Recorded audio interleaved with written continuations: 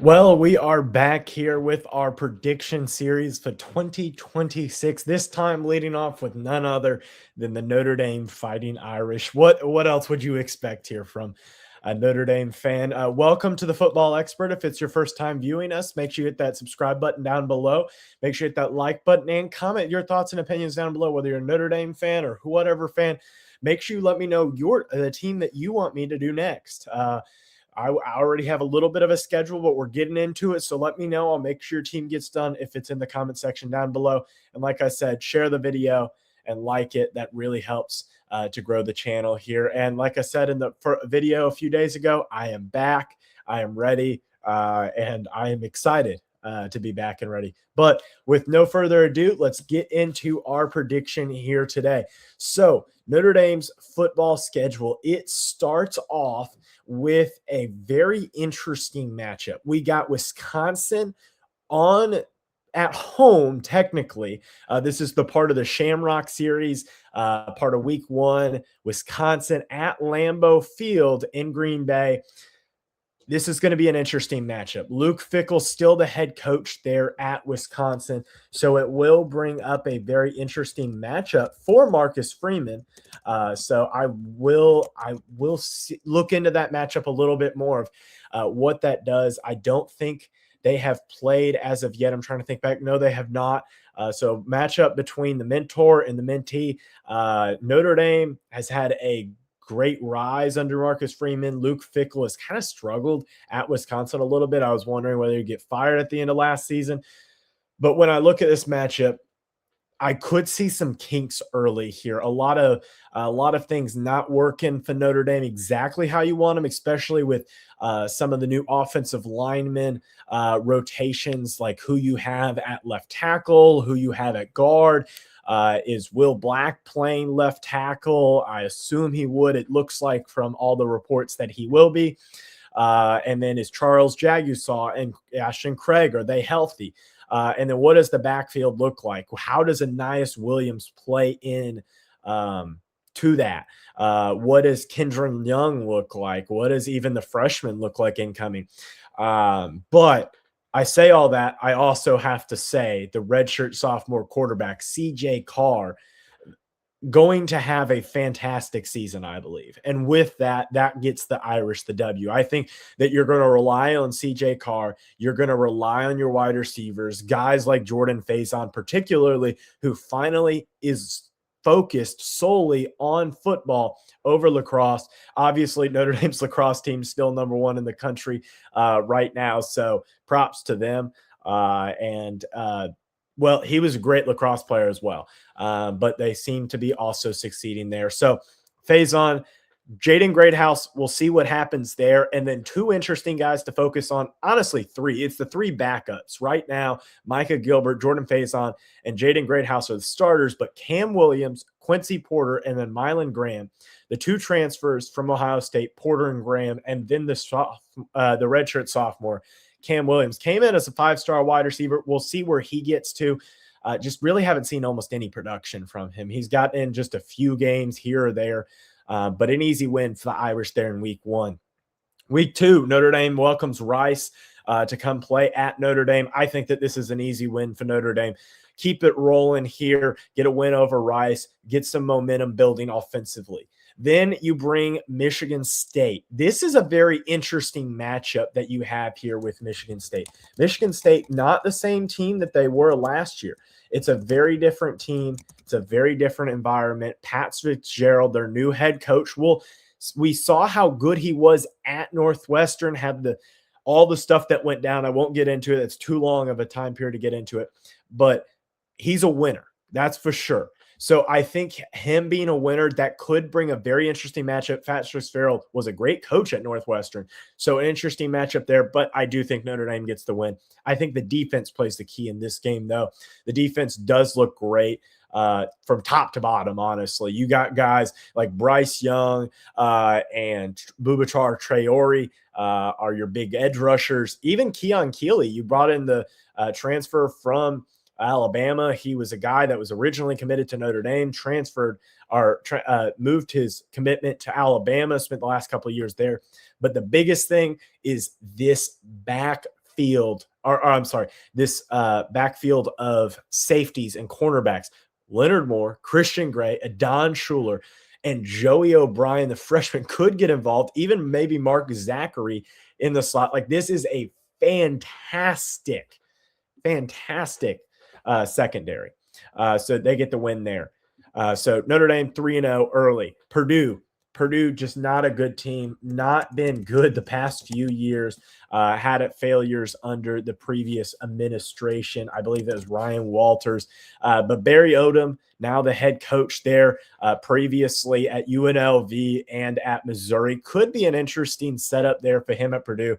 But this year, I don't think much changes here. 4-0 for the Irish. Then they head to North Carolina to play at Chapel Hill. That could be a very interesting game. One of the pastors at our church is a big North Carolina fan, and that would be an incredibly interesting game, just to see if at all Bill Belichick is able to turn things around. I don't know if he will. So right now I'm just going to put in the win column for Notre Dame. I just don't think there's too much going on with there's too much going on with Bill Belichick that I just don't see anything there. Then you got Stanford coming to town, October 10th, middle of the season. And I think that this is another win. I think you keep it rolling here. Again, this is a relatively easy schedule, but this is where it starts to get a little bit harder. Then you got BYU on the road, and then you got a bye week, and then you got Navy, and then Miami. This is going to be the important 3-game stretch. Not because Navy is the best team, but Navy triple option wise, that's going to cause some issues probably. BYU though, to start it off, fantastic program. Kalani Sitake has done great work out there in Provo of building that program, of building consistency, which is something that is really hard at the mid-major level. BYU has done a good job at this, but they have continued to increase this, not only from the mid-major point that they were at the Mountain West and Independent days, but now into the Big 12 and into that conference. I think obviously you had the discussion between Notre Dame, BYU, who should get in the playoffs, and then Alabama or Miami or stuff like that. You had all that stuff going on. So I think it's going to be an interesting game. I think it's going to have playoff implications to it. And therefore, I think it makes it an incredibly interesting game. But right now, I just have a lot more trust in Notre Dame. Yes, maybe it's my bias showing, but right now you have CJ Carr, a trustworthy quarterback. I know BYU also has a trustworthy quarterback, but I think that the difference is Carr is a bit more dynamic in the backfield as a passer, can spread the defense a little bit better versus like Brian Brockmeyer.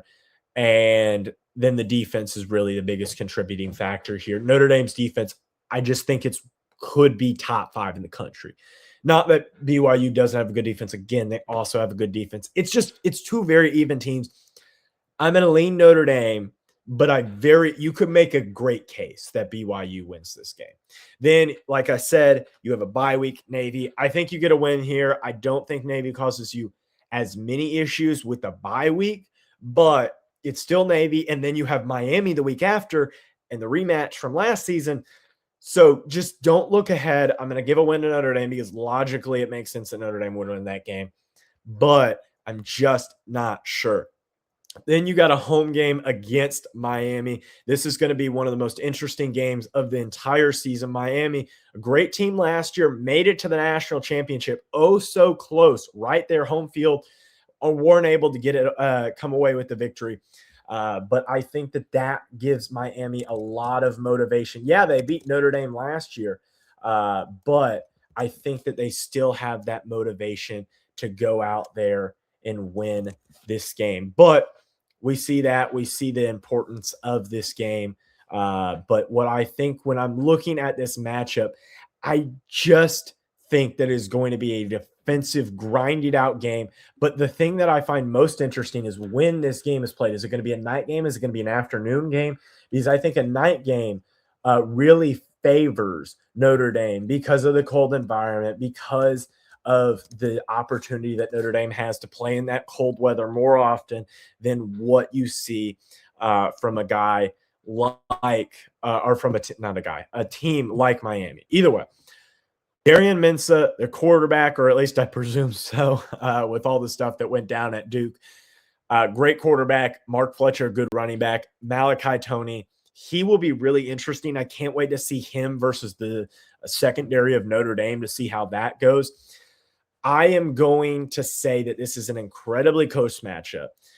You got people like Justin Scott at nose tackle, a guy that went back and forth from Notre Dame to Miami and eventually committed to Miami. This early out, I'm going to give the advantage to the home team. And before everybody says it and puts in the comments, because I know what you guys are going to put, you're going to be, why didn't you do the same thing with BYU? I just think that Notre Dame is a little more of an edge. This game, I do think, is legitimately 50-50. And so I'm going to go to Notre Dame. Right now, they're still undefeated. Boston College at home, win. Don't think there's any issues there. They should beat Bill O'Brien's team, no problem. SMU. Now, this is a very sneaky matchup. I don't know how to judge this game because I don't know where SMU will be at in this part of the season. They could be really good. They could be really bad. And same goes for that last game at Syracuse. Syracuse, Steve Angeli was playing fantastic when Angeli wasn't hurt, but then Angeli got hurt, and then it turned into the disaster that it was as evidence of the game last year. SMU, I'm going to give Notre Dame the win because there's a little bit too many question marks that I'm just not quite sure on. This game could change later on. I could change my prediction later on in the summer. Win Notre Dame. Syracuse, again, I'm going to have to give the edge to Notre Dame. I do think Steve Angeli makes this team dramatically better, probably closer to an 8 or 9 win team possibly, depending on how everything shakes out.